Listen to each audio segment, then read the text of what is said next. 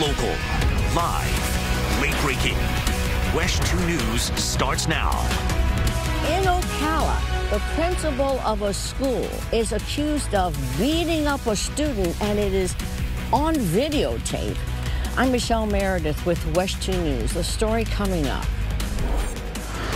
Crews say they have found the body of a missing boater the moment trouble happened in the water. And a live look at an active radar tonight as it appears the wet season has officially begun. Good evening, I'm Stuart Moore. And I'm Summer Knowles. We saw a rough first round of storms earlier this evening. Chopper 2 flew over some damage in the preserve at Crown Point community near Ocoee High School. Fences were blown over, and we even saw some outdoor children's play equipment destroyed. Now on the bottom right, you can see Chopper 2 captured those first rounds of storms moving through Central Florida. And on the top right, it's how it looks outside in Orlando right now. Let's go to get you over to Chief Meteorologist Tony Manolfi, who has been tracking those storms tonight. Tony? I tell you what, Summer, right now, we're continuing to watch one area here along the tail end of this weakening complex. The storms up to the north have fallen apart. There's one lone cell, though, we still need to watch now that is moving very close to Sumter County. A lot of lightning here, although the number of lightning strikes has come down significantly with that. There's the land, moderate to heavy rain there, going to be moving on in. Villages, you're on the northern fringes of this little area of instability that is coming out of Hernando County now into Sumter County and kind of building off towards the east, maybe the east-southeast now at about 25 miles an hour. So we'll watch Leesburg, Howie in the Hills, Tavares and Eustis. Overall, the trend is going in the right direction. There was a hail core that has fallen apart. Still some gusty winds here. You can see a little shade there of enhanced red. Those are some pockets of winds that are still right around 40 miles an hour. It was a little bit stronger just a short time ago, but overall, we do like the way the trend is headed. A little rain for Sorrento, Oak Hill, New Smyrna Beach. Little area of instability pulling off the coast there near the Kennedy Space Center. Down south, things are pretty quiet. So next couple of hours, that little complex of showers and storms falls apart. Pretty quiet overnight tonight. And then by 7 a.m., we're watching storms approaching the west coast of central Florida. Still might have the risk for some damaging winds and maybe a little bit of hail coming into Sumter County. But more rounds of showers and storms arrive tomorrow. I'm breaking that down with Futurecast for you, all straight ahead. All right, Tony, thank you. Be sure to download our free WESH 2 mobile app and stay up to date with your latest forecast.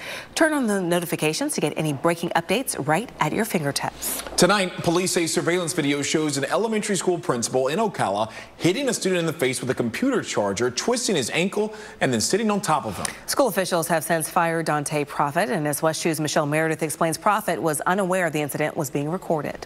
Profit is also facing the charge of false imprisonment of a child under the age of 13. Happening now in Lake County, Tavares police are looking for a mother and her 3 children, and the Department of Children and Families has an order to take Morella Mendez-Pagan and her kids into custody. They're believed to be in a red Nissan Versa with the Florida plate CG30YW. If you have any information, call Tavares police or the Department of Children and Families. Officials say they have found the 64-year-old boater who went missing after taking a swim in Lake Mineola. Chopper 2 was over the search that began this afternoon in Lake County. WESH News Tonight, Gabriel Gettius explains why this is still an active investigation tonight. Police are searching for the boater who hit and killed a 15-year-old girl water skiing in Biscayne Bay. Loved ones say Ella Adler was celebrating a friend's birthday on a family boat when that crash happened. The boater who hit her never stopped.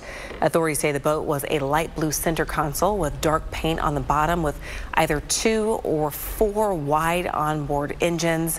A $20,000 reward is now being offered for any information that could lead to an arrest. New at 11, a cruise employee is facing charges for allegedly possession of child pornography. Officers arrested Komang Parianta in Miami on Saturday after U.S. Customs and Border Protection searched his cabin. They found 2 videos on his cell phone. A judge set his bond at $20,000. The name of the company that he was working for at the time has not been released. Today, Governor Ron DeSantis signed a bill that prevents anyone under 21 from working as a stripper. This law is part of a bigger effort to further crack down on human trafficking. This also requires Florida rest areas, emergency rooms, strip clubs, massage parlors, and other places where trafficking can occur to display human trafficking awareness signs with numbers to human trafficking hotlines. Plus, it increases punishments for businesses that fail to do so. The law takes effect July 1st.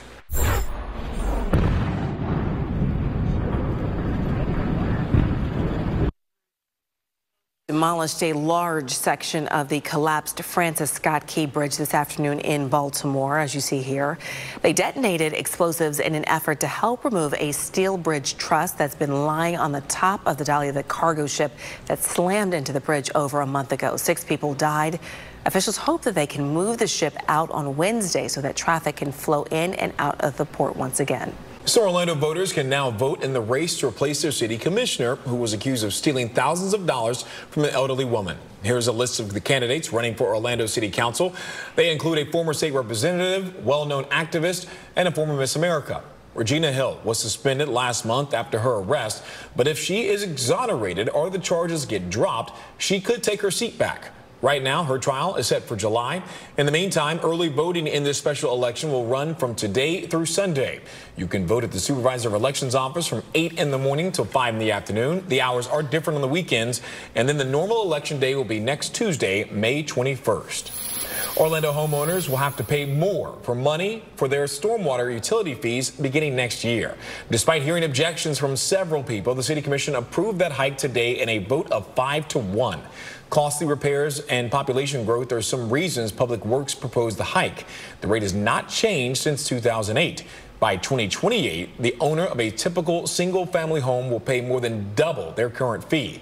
The fee is capped at 2,500 square feet, which means a property larger than that will pay the same price. We are the people put you where you are. We say no. We don't want it. We got to make a decision today. If you don't like the decision, vote against it, but realize that you're voting for debt. City leaders say they will conduct a 6-month study. After the first year, they'll come back to the table so they can work on sorting out the caps and discounts. Next, a judge's decision in the case of a former Florida priest facing sexual abuse charges. Plus, a tragedy narrowly avoided. Who stopped an armed teenager from getting inside a church? And one hospital is seeing a rise in unscheduled births because of severe weather. The scientific evidence behind the theory. Tony. Still good news tonight. This cell that we've been watching in Hernando County that's moved into Sumter County does continue to weaken. But still a lot of thunder and lightning here, but certainly not severe. We'll watch this for Leesburg, Howie, and the hills as we go through the next half hour. Another round of strong to potentially severe storms arrives tomorrow. I'll break that down with Futurecast straight ahead. What does breaking news look like? At WESH 2 News, it's a team of journalists connecting you to what matters most.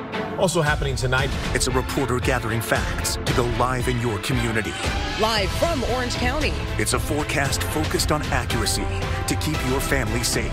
Good line of storms about to hit. From the sky, on the ground, or on the go. This is what breaking news looks like. And it's all here on WESH 2 News. Local, live, late breaking. First Warning Weather on CW18 is sponsored by attorney Dan Newlin. A former Florida priest made his first appearance in court today for allegations he sexually abused altar boys in the 1980s. An Iowa judge set his bond at $500,000. According to court documents, Leo Riley was ordained in 1982 and was assigned to approximately 17 different parishes in the Archdiocese of Dubuque, Iowa since 2002. That's when he requested to transfer to the Diocese of Venice to Port Charlotte. These charges, no matter how salacious, are proof of nothing. Father Leo Riley is, to those people who know him well, a person of upstanding moral character, an honest man, and a person who would not commit these kinds of acts. Riley has been charged with 5 counts of sexual abuse.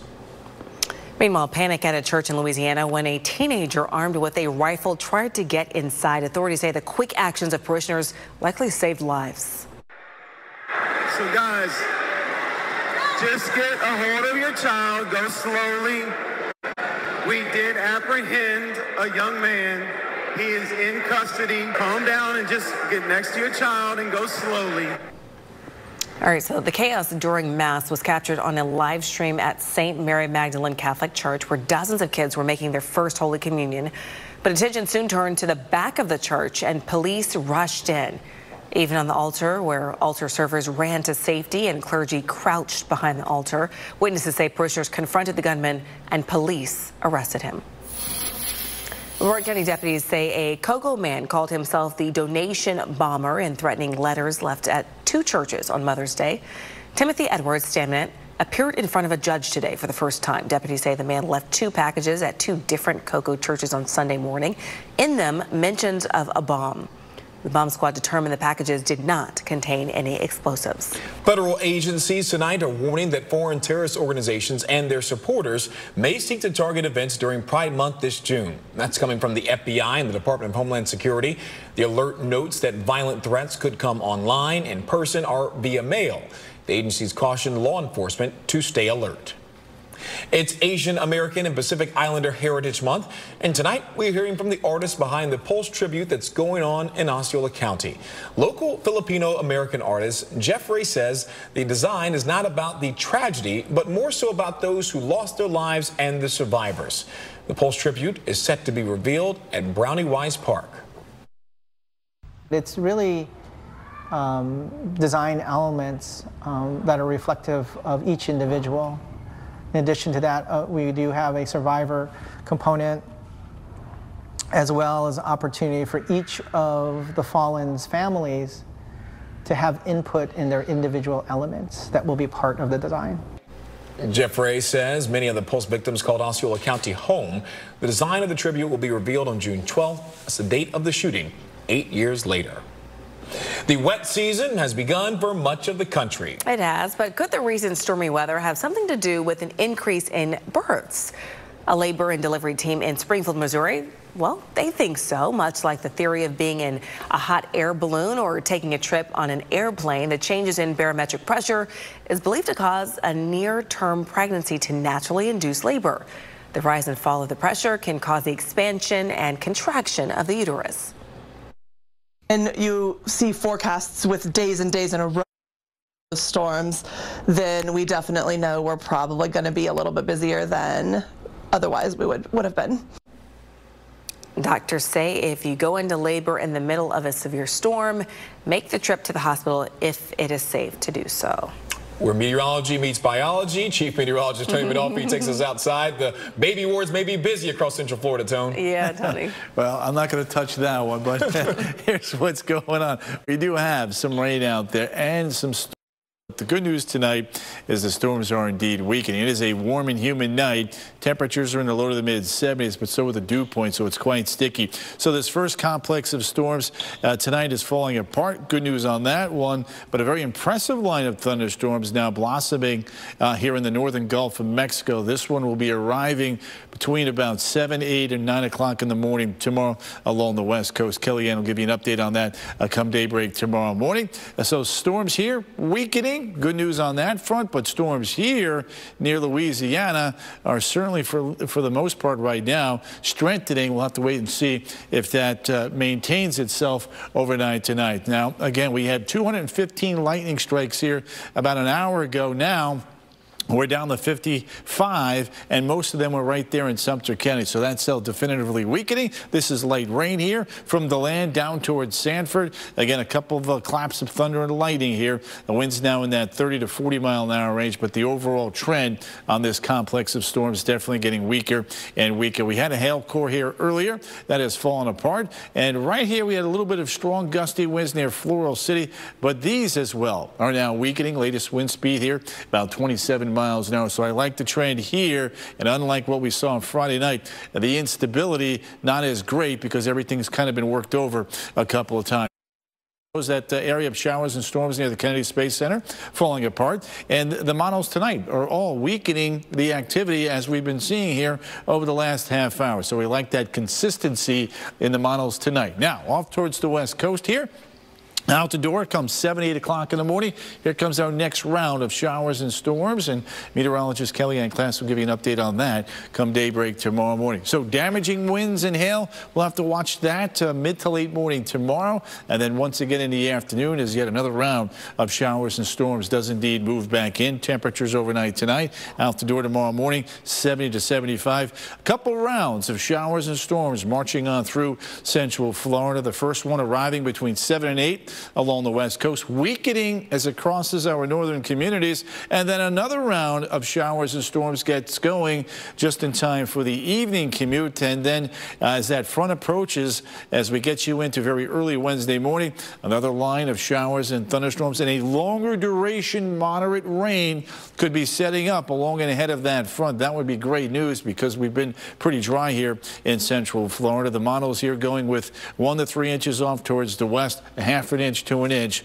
Orlando on west through mid-afternoon on Wednesday. So tomorrow and again on Wednesday, we are level 1 out of 5, meaning that there will be 1 or 2 isolated severe storms each and every afternoon. Now, we will get a little bit of a break here by Thursday and Friday, somewhat dry, but the payoff, the heat, it gets a little bit hotter before the showers and storms return just in time for the upcoming weekend.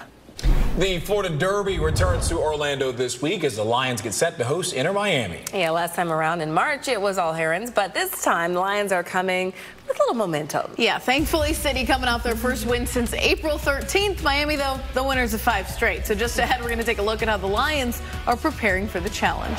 Plus, more on the latest in a string of big re-signings for the Buccaneers.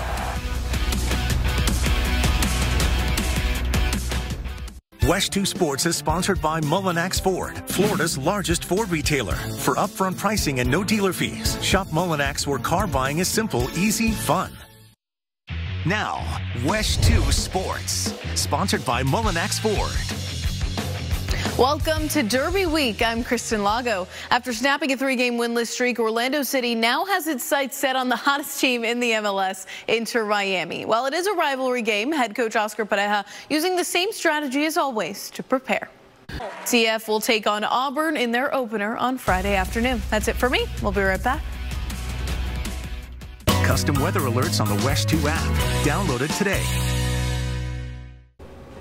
All right, Orlando is ranked the second best out of more than 180 cities to start a career in. That's according to a new Wallet Hub study. The City Beautiful has one of the lowest unemployment rates in the country. Plus, Orlando. Experts say we have the second highest number of entry-level job openings per capita, with plenty of openings at companies rated 4 or 5 stars. Tampa ranks 4th, Miami 9th. The number 1 spot belongs to Salt Lake City, Utah. Okay, Florida's not doing bad. They don't have a beach in Salt Lake City, so consider that. Yeah, they may consider their lake a beach. You know? Just so you know. Let's take a look at that forecast come tomorrow morning, but it's not. It's cool. Right, that part. And mild, 74 degrees. Glad you said it. Showers and storms will be approaching probably between about 7:30 and 8:30 along the west coast, and we'll have more storms though during the afternoon. Warm and toasty, low 90s, and bumpy weather again. Wednesday, we're going to get a lot of rain in many areas that haven't seen a lot of rain in a while. Thursday and Friday get a chance to dry on out. All right, Tony, thank you. That's our show for tonight. WESH 2 News is always on at WESH.com or the WESH 2 News mobile app. Thanks for watching. We hope you'll join us again tomorrow night. But please remember, you can wake up dark and early with WESH. Our sunrise cruise starts at 4:30 in the morning with overnight news, first warning weather, and traffic. Have a good night.